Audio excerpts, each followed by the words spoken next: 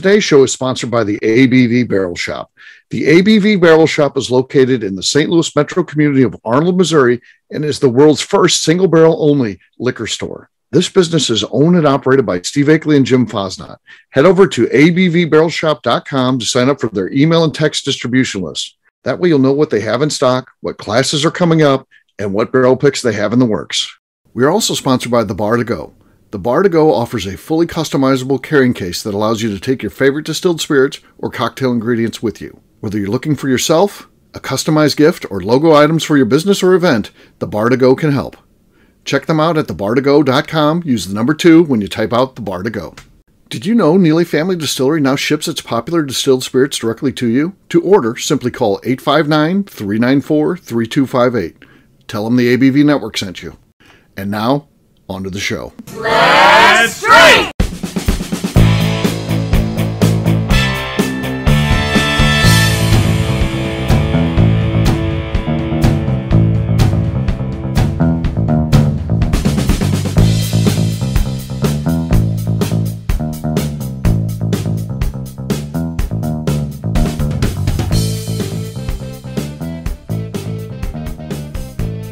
Welcome to the Bourbon Daily, the podcast about everything bourbon delivered to you every day of the week. Today on the show, we complete a bracket challenge to determine the best bourbon between $20 and $30 from an UPROXX list. My name is McNew. Please join me in welcoming my co-host, Steve Akeley, along with our special guests, Evan Van Scoik, Lori Mangum, and Demetri Kane.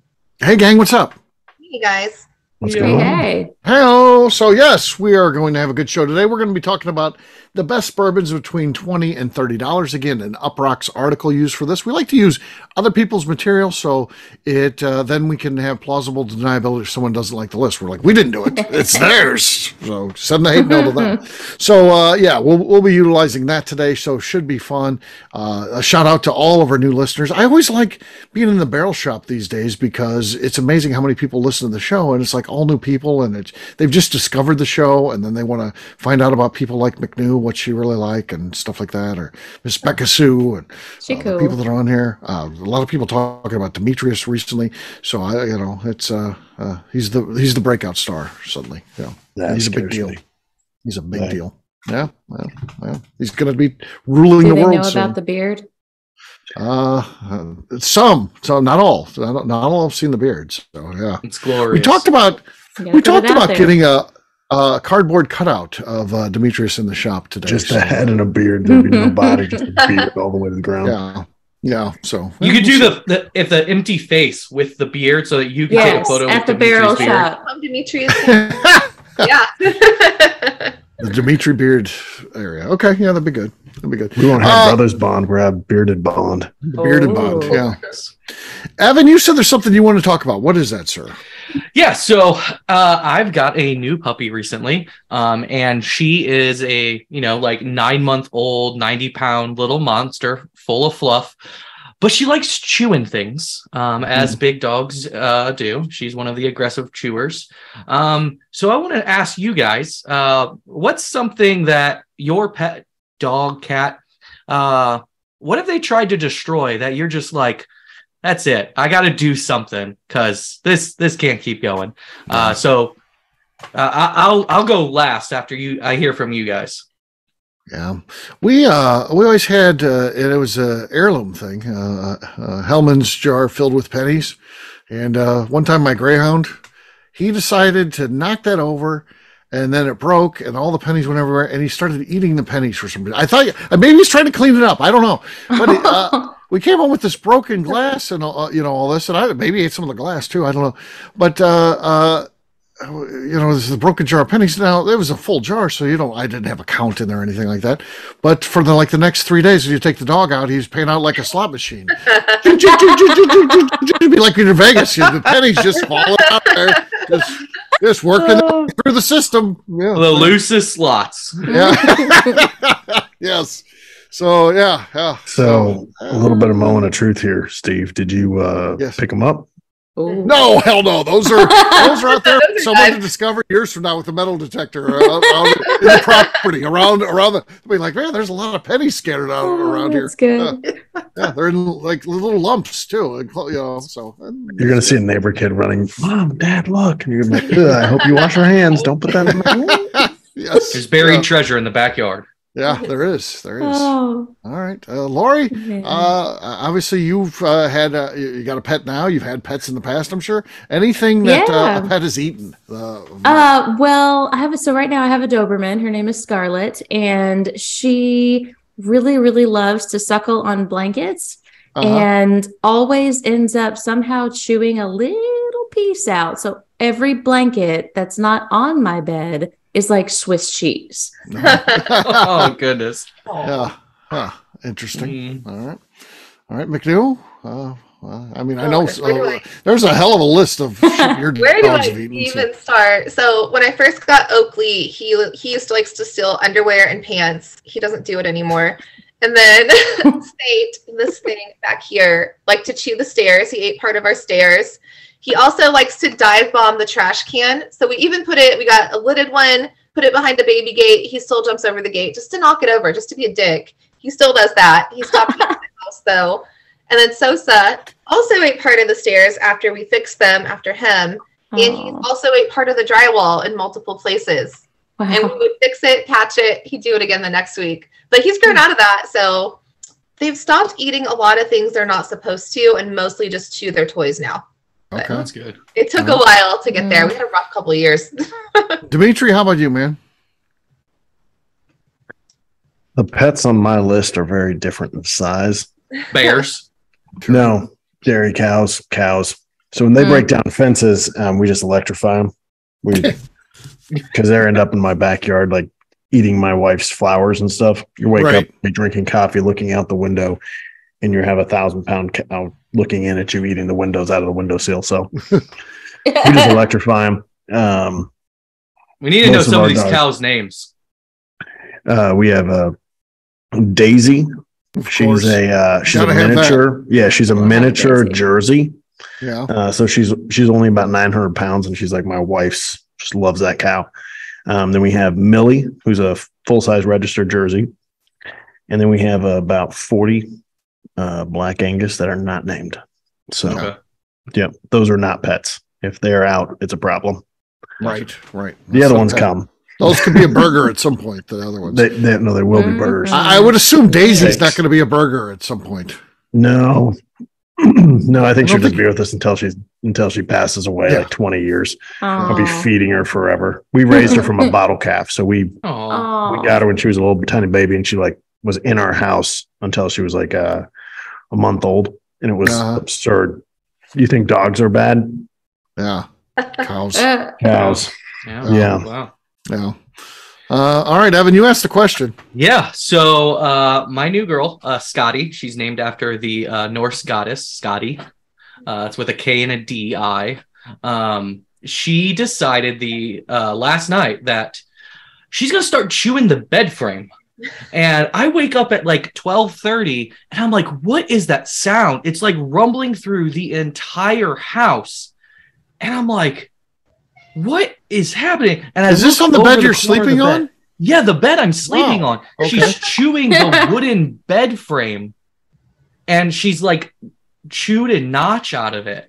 Like I was expecting all the normal things. Like she's destroyed like a paper box, paper towels. They go for shoes. Dogs get shoes. She's relocated shoes. She hasn't destroyed one, but she did take them from different rooms and put them in different places. Like she got one phone cord, like normal stuff. Like she likes socks. She'll grab socks.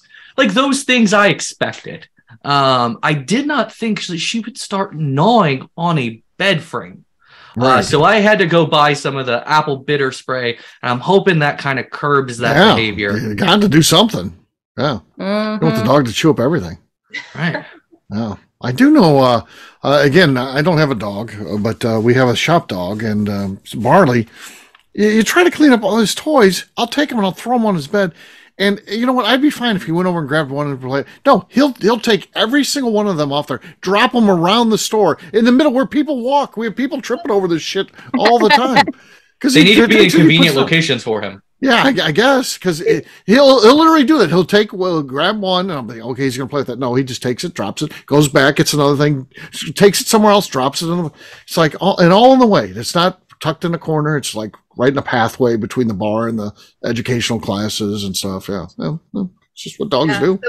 Anytime I go to clean our floors, I throw all their toys in their bin. He immediately just scatters them throughout the house. Any room he thinks it belongs in. It doesn't stay clean very long. But okay. That's a normal thing, I guess. It's normal. Yeah. We love them. They love us, but they can be a menace. Yeah. They are. Yeah.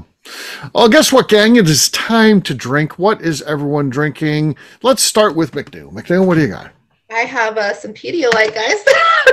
Pedialyte. Okay, delicious. All right. That's a screw top, folks. So no cork pop. All right. Screw top. It's actually in one of our cups, Steve. The old cups. Yeah. Well, all right. Evan, looks like you're ready to go. What do you got? Yeah, so I've got here a bottle of Smoke Wagon Uncut Unfiltered. Okay, uncut and unfiltered. Fair enough. All right, let's see if the cork pop is unfiltered. Oh, very good. Also very good. Nice. Stellar. A little sloshy at the end there, Evan. That's could be your weakness there, but we'll see. It's a very good cork pop. It's probably going to be enough, but we'll see. Demetri, what do you got, man? I'm starting to rethink what I selected because I'm looking at the quality of the corks and I'm seeing that they're natural. And I think that Evan is leg up here. So we're going to see how this goes. I've got, in previous shows, we referred to it as mixtures. Small batch. Yeah. So we're carrying on the tradition. Okay. No, just a squeak, not much. Lori, what do you got? I am drinking some Cooper's Craft Barrel Reserve. Okay. No. We waited around and then nothing happened. So, no. Whiskey Acres. This is just their straight bourbon whiskey. Nice and bassy. There's some squeak there, but the bass was good. Not good enough though. Evans was pretty darn explosive there, so he wins. He's 2 for 2. So, cheers, gang. It's a streak. All right. We'll take a quick break, and then when we come back, it's Bourbon Bracket Challenge time. We're going to be talking about the best bourbons between $20 and $30, according to UPROXX, and then we'll pick what one we think is the best. We'll do that in just a few.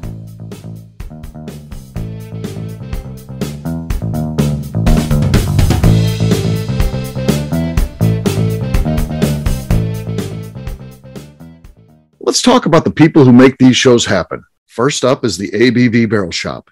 It is the most unique shopping experience in the world of bourbon, as the ABV Barrel Shop only sells single barrels. Owners Steve Akeley and Jim Fosnot select. With over 100 distilleries on board to sell us barrels, we are home to the most unique and diverse barrel pick selections in the bourbon world. By signing up for our email, you will always know what we have in stock. In addition to the single barrels, we'll have a gift shop featuring ABV Barrel Shop as well as ABV Network merchandise. We are partnering with vendors like Art Eatables and Old Man Bay Signs to bring you unique items you can't find anywhere else. We will also have a 24-seat classroom where we are offering educational and fun classes like Breakfast and Bourbon, a series where we pair donuts and bourbon, customer barrel picks, and opportunities to learn from master distillers and other bourbon dignitaries. Best of all, we feature a tasting bar where you can try before you buy. All of this is located in the St. Louis metro community of Arnold, Missouri. If you are in the St. Louis area, please stop by to say hi. If you're traveling in from outside the area, please take advantage of our hotel rates with the Drury Inn and Pear Tree Inn, less than a mile from our shop. This can be done via the links in our Visit St. Louis section on our website. Head over to abvbarrelshop.com to plan your trip. The ABV Barrel Shop. It's where single barrels live. Hi, this is Steve Akeley, owner of the ABV Network. We're sponsored by the Stave and Thief Society. This is where you, a bourbon enthusiast, can expand your knowledge and emerge a bourbon steward. In 2017, I completed my Executive Bourbon Steward certification. It's the most comprehensive bourbon certification program available and connects you with an expansive network of bourbon enthusiasts and professionals. Check out the full listing of in-person and online certifications and join the society today by enrolling at staveandthief.com. Okay, let's talk about the Neely Family Distillery. In 2018, I met Royce Neely at an industry event. He started appearing on our shows, and we became friends during my frequent trips to Kentucky. Today, he is amongst the leaders of young distillers leaving their mark on the bourbon industry. A visit to Neely Family Distillery yields insight on their unique family history, why their products are special, and gives you the opportunity to taste their whiskey, moonshine, and creams. Check them out at NeelyFamilyDistillery.com or visit them in Sparta, Kentucky.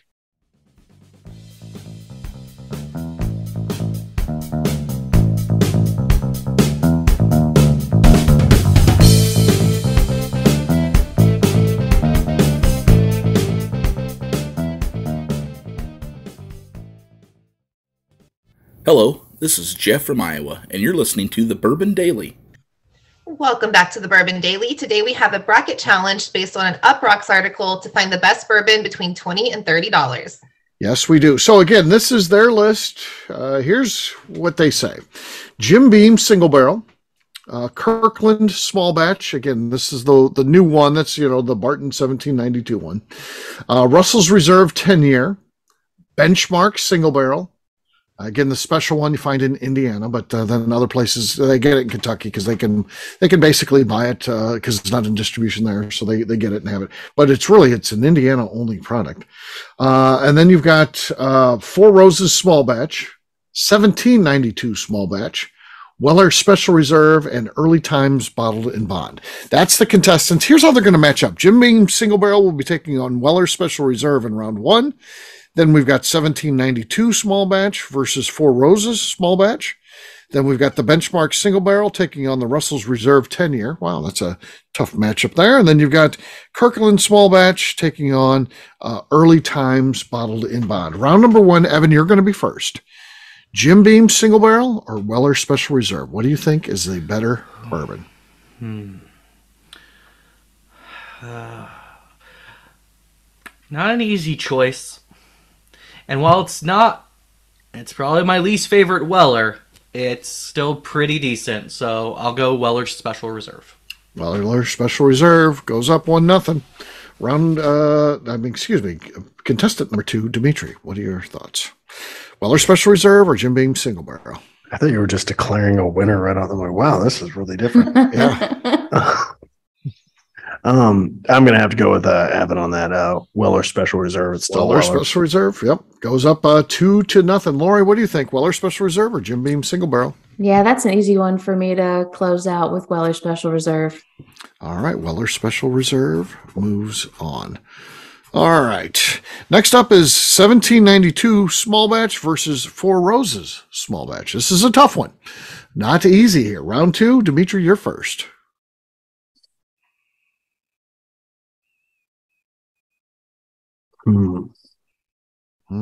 Was right. I would say Four Roses. Four Roses goes up 1-0 over 1792. Lori, you're next. That is a hard one. But yeah, I'm going to stick with the Four Roses too. Four Roses goes up 2-1. Next up is McNew. I was really not a huge Four Roses fan until that small batch. I think it's delicious, but I'm going to give 1792 some life in this. 1792 has life in this game. Yeah, to me, this is a toss-up. Let's make it interesting. Let's give 1792 all the way back to where it began, and it is now tied. Basically, we've thrown out this thing. We're back down to nothing. So it's a best of one with Evan being the tiebreaker. And, 1792 Small Batch or Four Roses Small Batch? Yeah, I'm going here where I prefer. So that's how you should. So anyone out there who's a fan of Four Roses, unfortunately, I'm not. So I do think 1792 is pretty decent. So it's too sharp for Evan. He finds it the rye to be too stingy in his mouth. It stings too much. All right. Never quite that word, but yeah. 1792 moves on. Next up is Benchmark Single Barrel taking on Russell's Reserve 10-year. Round number 3, Lori is going to be first. Benchmark. This again, I think the matchups are actually pretty tough here. Yeah, these are really good. I'm going to go with Russell's on this one. Russell's goes up 1-0. What do you think, McNew? I think this one's easy, and I'm going to go Russell's 10 all day. That's ridiculous. You're an Indiana person. This is an Indiana-only release. You should have said Benchmark Single Barrel. Which, by the way, the Benchmark Single Barrel is delicious. So shout out to them. They're not going to get my vote here, but it is a good product, and it's very cheap. I got to go Russell's, though. There's a twist. Yeah, there's a twist. All right, next up is Kirkland Small Batch versus Early Times Bottled and Bond. Round number 4, McNew is first.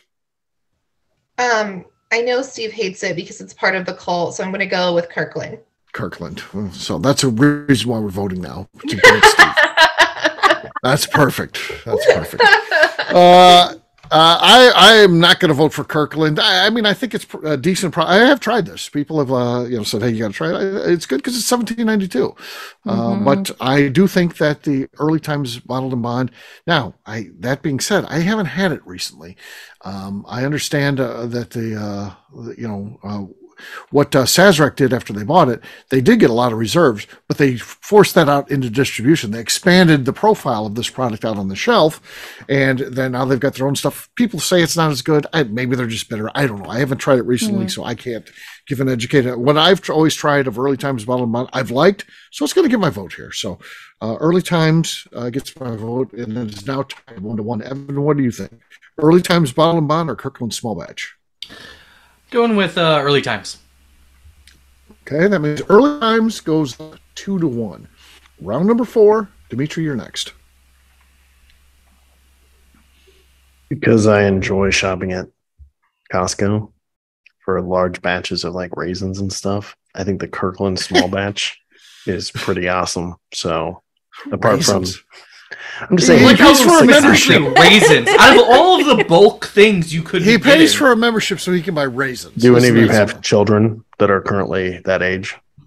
No, hard pass. When you can buy a giant box of raisins and you just like give them to them in the backseat, it's just like amazing. It's like what chaos. do they do?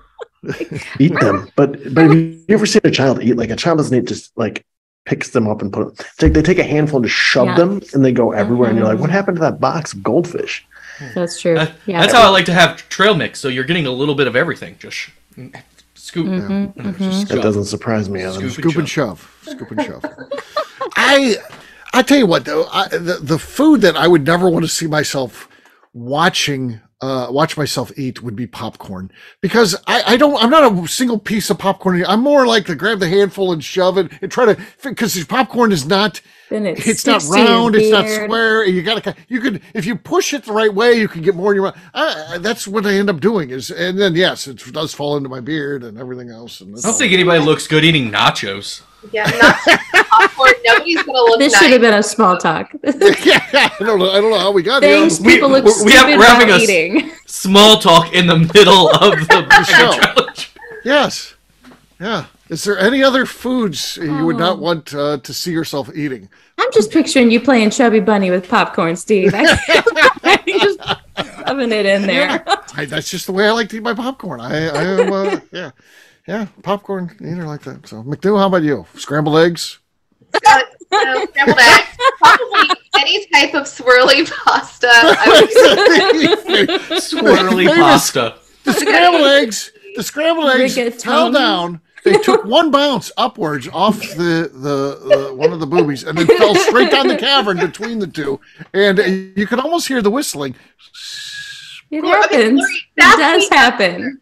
So he was talking to Steve Beam at the time, and she's doing this. You're sitting at a table with people having breakfast. It happens. You ignore it, right? Because you're not going to just table dive in there. You can go to the restaurant. Yeah, see? You leave it. You there are some situations where you can dig. That's not one of them.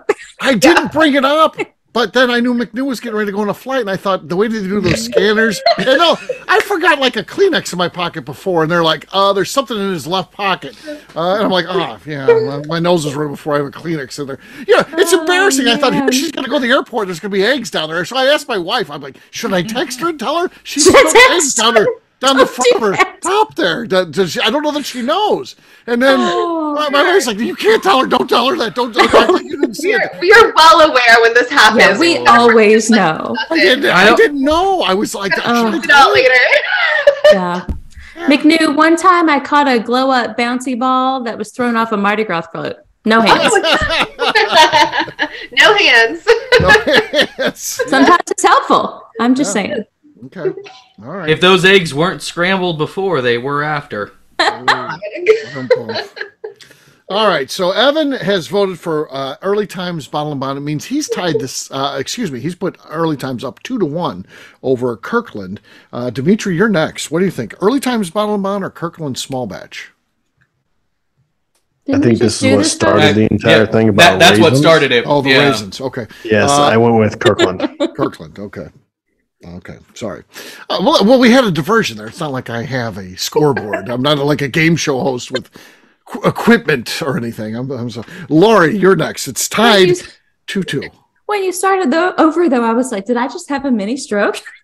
I kind of started to realize as I said Kirkland because I hate Costco so much, and then I realized it was too late. Just like McNew doesn't want to be told eggs fell down her boobs. I don't want to be. I just fucked up on the whole show. I would have been like, you should have goddamn voted and act like it didn't happen, Demetri. Allow me to keep my dignity, but you didn't. You threw it out there. I fucked up, and then everyone else could have been like, I didn't see that, or I have to side with Steve here.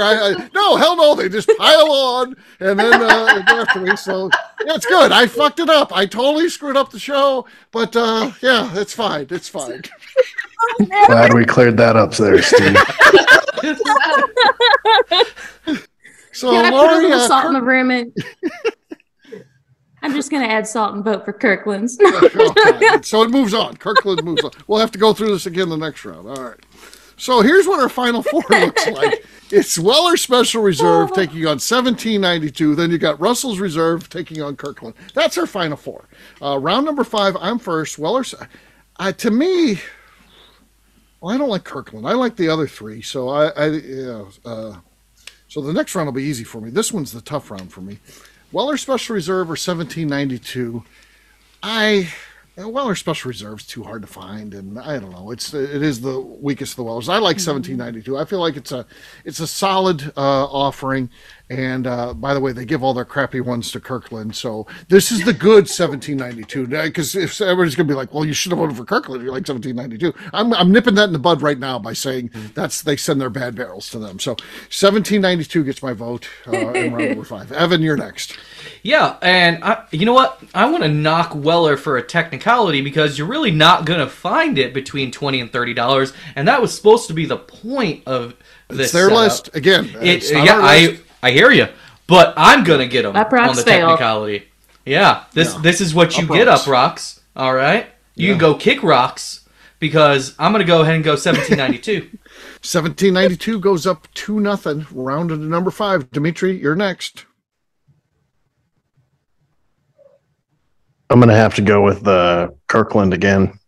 It's 1792. The real 1792. Oh, sorry. Not the fake 1792. Yeah. Okay. No, I'm going with Kirkland again. Okay. All right. So that means they will be in the finale, maybe against themselves. We'll see. Russell's Reserve or Kirkland, round number 6.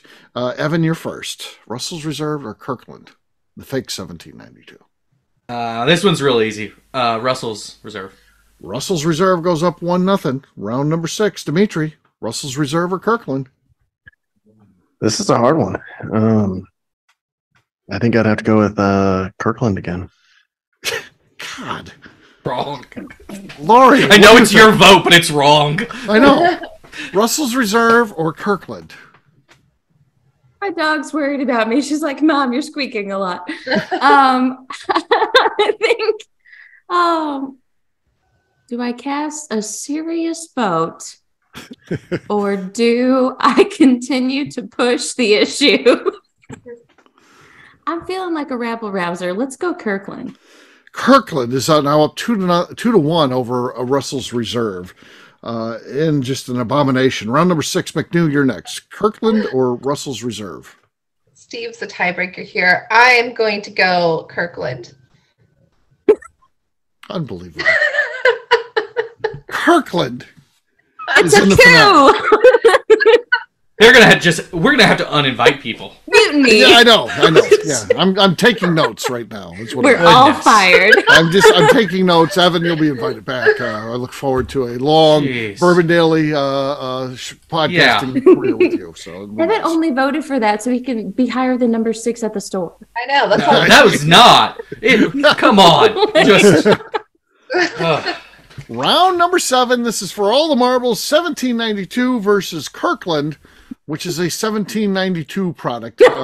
They like to say it's exactly the same. I'm saying it's not. It's we know for sure, right? The good barrels are going to their own label, but we'll see. We'll see what the crowd votes here. Demetri, you're first. 1792 or Kirkland? Got to go with the raisins. Oh, gosh. Kirkland. Kirkland has a vote. Lori, what do you think? Yeah, that's happening.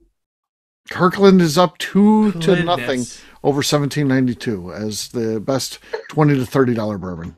What do you think, McNew? Do it, McNew. we can just close this out with Kirkland. Kirkland wins. It is a cult. This is proof that place is a cult. They can get into people's minds. Completely brainwashed. Yeah, 100%. And do things that they know aren't even right. That's what a cult does. Yeah, there you go. Yeah, it defies logic and rationale. Right, because me and Steve are not members of this cult. We're not members of the cult, but that's what a cult does. It brainwashes you into doing things you wouldn't normally do.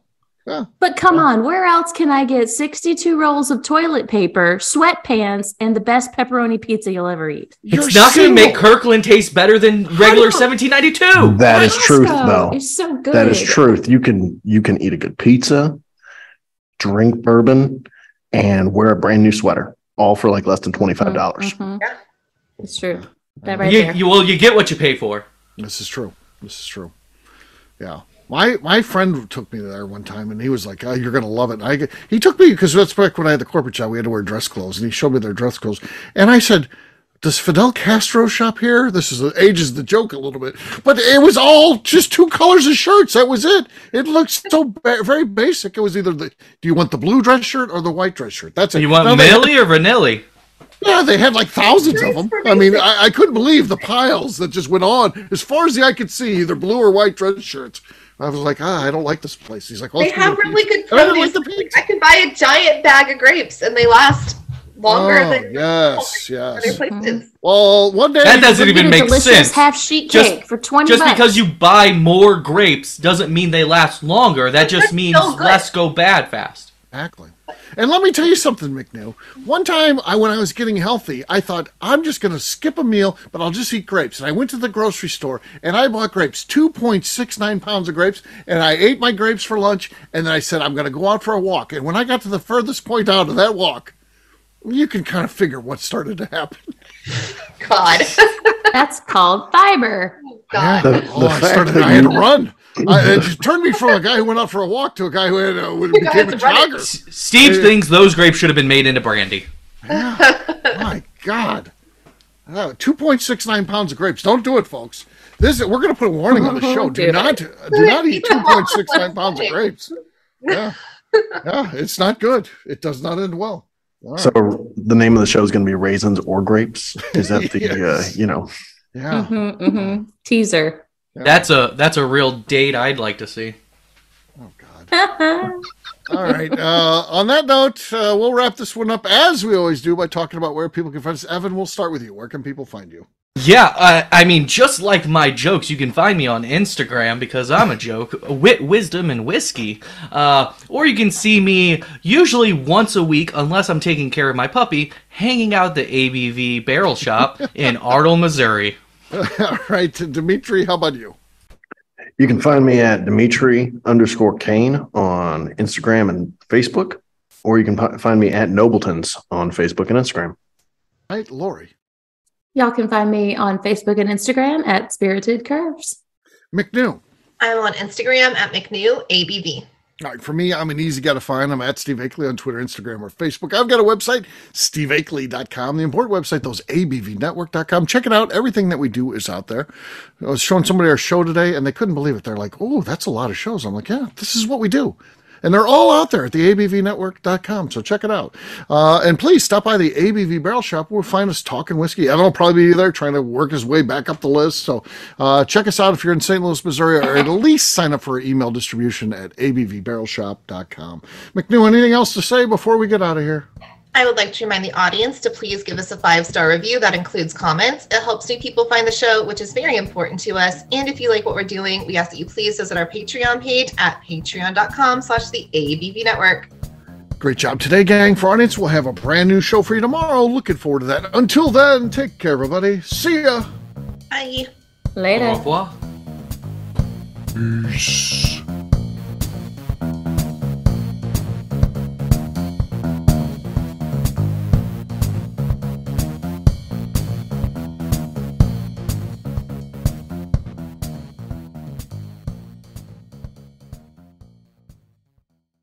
Before we finish the show, let's talk about some great companies that support the ABV network. First up is Moonshine Still Pro. Moonshine Still Pro has a full line of products to help the home distiller.